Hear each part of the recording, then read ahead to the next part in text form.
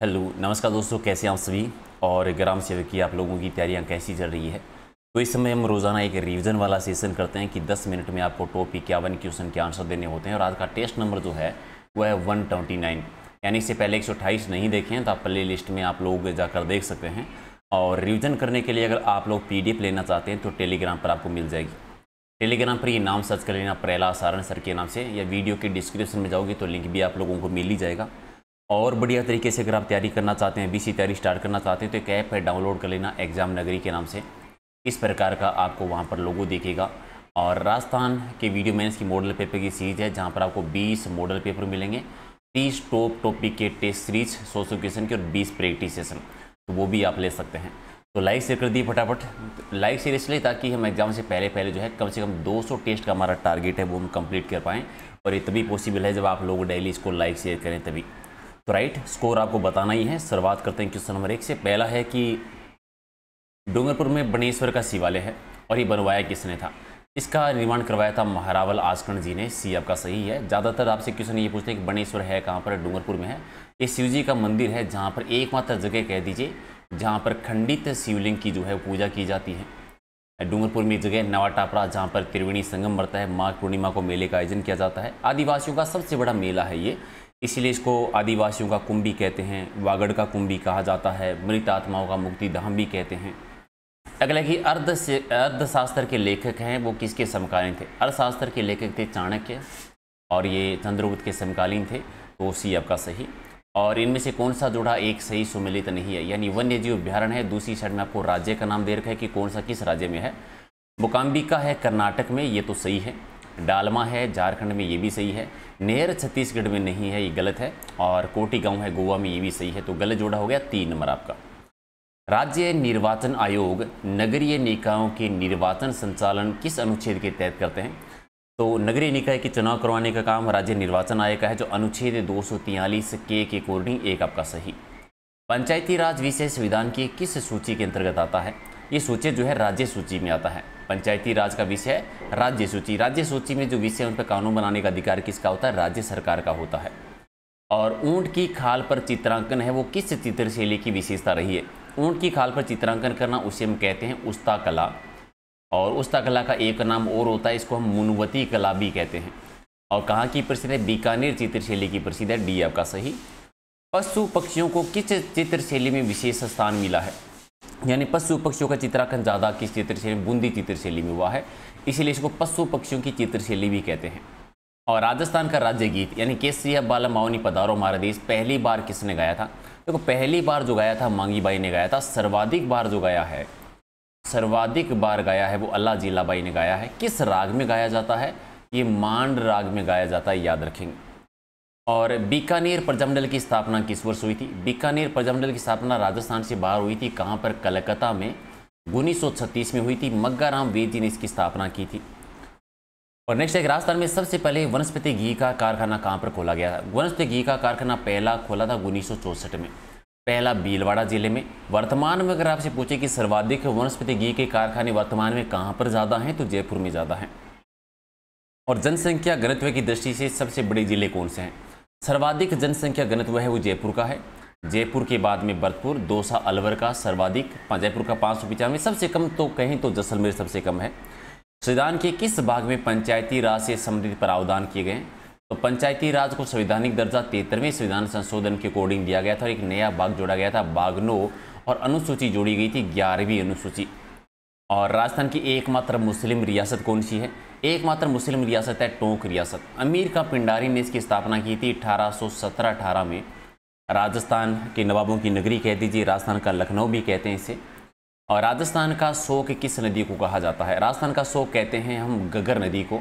आंतरिक जल प्रवाह की सबसे बड़ी नदी है, शिवालय की पहाड़ियाँ हिमाचल प्रदेश से निकलती है, इसे सोतर नदी भी कहते हैं, हाकरा नदी भी कहते हैं, मृत नदी भी कहते हैं, और राजस्थान का शोक भी कहते हैं। भारत अपने पड़ोसी देशों के मध्य अंतर्राष्ट्रीय सीमा का विस्तार का आरोही क्रम क्या है। ठीक है, यानी सीमा जो बनाते हैं तो आरोही क्रम क्या होगा, नेपाल, फिर पाकिस्तान, फिर चीन, और सबसे ज़्यादा बांग्लादेश, यानी छोटे से बड़े तक। बी आपका सही। अगला है कि राजस्थान में सर्वाधिक मोर जो है वो किस अभ्यारण्य में है। सबसे ज़्यादा मोर होते हैं सरिस्का अभ्यारण्य में। सरिस्का अभ्यारण्य है वो अलवर जिले में है, तो बी आपका सही। और 2.5 साके के लिए कौन सा दुर्ग प्रसिद्ध है? 2.5 साका है जैसलमेर के दुर्ग के प्रसिद्ध हैं। ठीक है, 2 साके एक आधा साका। आधा साका उसे कहते हैं जिसमें केसरियत हुआ हो, जोर नहीं हुआ हो। और 1194 में चंदावर के युद्ध में मोहम्मद गौरी ने किसको हराया था? चंदावर का युद्ध में जयचंद गढ़वाल को हराया था। जयचंद गढ़वाल जो हैं ये कन्नौज के शासक थे उस समय। पृथ्वीराज चौहान तृतीय के ससुर जी थे एक्चुअल में।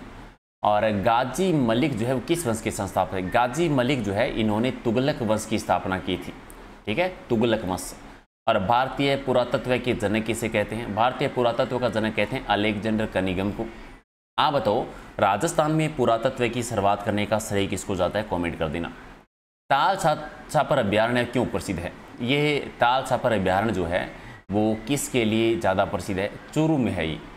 ठीक है, सिंपल भाषा में कहें तो ये इनमें से कोई नहीं आंसर आप कर सकते, क्योंकि एक ताल छापर जो है वो कृष्ण मृग के लिए प्रसिद्ध है। ठीक है, कृष्ण मृग के लिए और कुर्जा पक्षी के लिए आप प्रसिद्ध है। हालांकि रोहिड़ों का घना जंगल भी आप कह सकते हैं। कयाल क्या है? कयाल जो है ये केरल की जो लेगून झीलें होती है उन्हें कहा जाता है। डी आपका सही। और दिल्ली सल्तनत के किस वंश ने सबसे कम समय तक शासन किया था? सबसे कम खिलजी वंश ने किया था। खिलजी वंश 1290 से लेकर 1320 तक यानी मात्र 30 वर्ष तक शासन किया था। राजस्थान के किस जीव मेले को आदिवासियों का कुंभ कहा जाता है? आदिवासियों का कुंभ कहते हैं बणेश्वर मेले को। सी आपका सही। और फूलडोल मेला कहाँ पर बढ़ता है? देखो फूलडोल उत्सव शाहपुरा भीलवाड़ा में, ये राम स्नेही संप्रदाय से संबंधित है। राम स्नेही संप्रदाय रामचंद्र जी ने चलाया था। रेगिस्तान का जल महल किसे कहा जाता है? बाटूड़ा का कुआं है जो कि बाड़मेर में है और गुलाब सिंह ने निर्माण करवाया था इसका।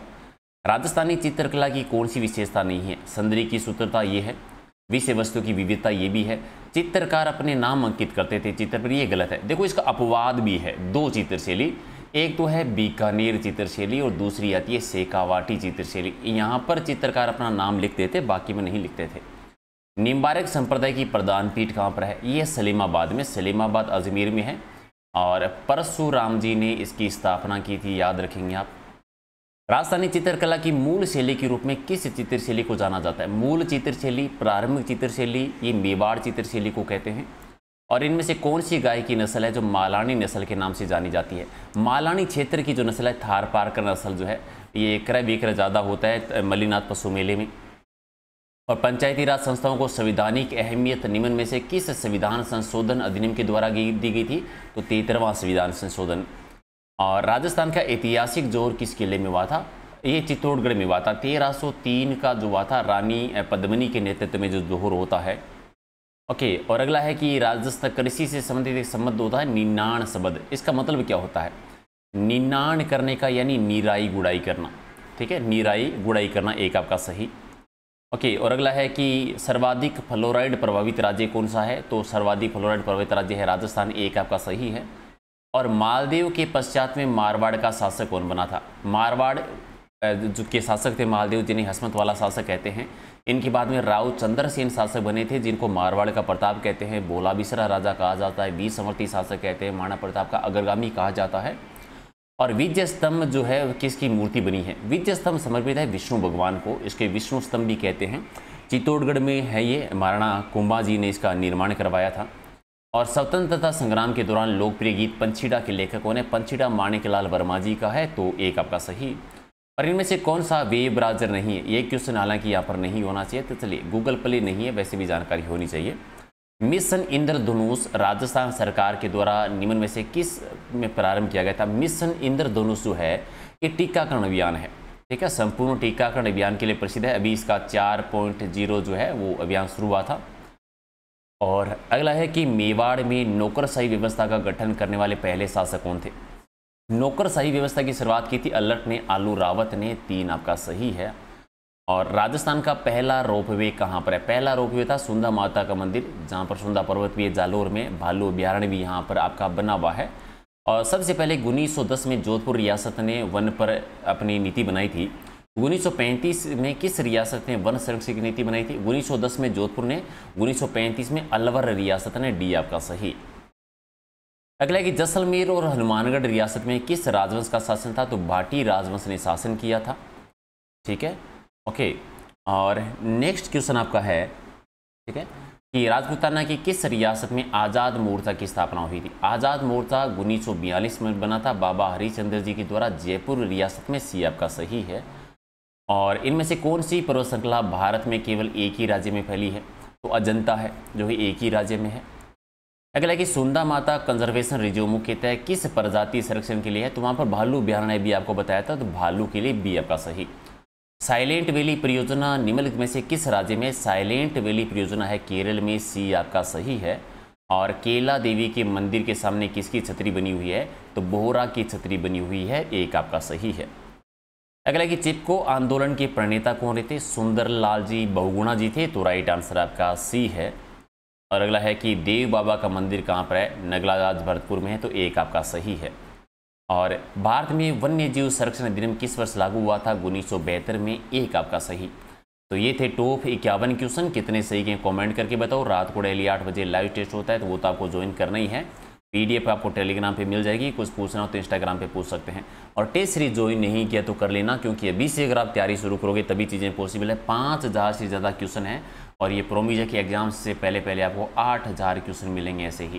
ठीक है, तो ज्वाइन कर लेना। एग्जाम नगरी ऐप है जो कि आप डाउनलोड कर सकते हो। इस प्रकार का आपको लोगो दिखेगा। तो कर दीजिए लाइक शेयर, और मिलते हैं अगले वीडियो में। Thank you.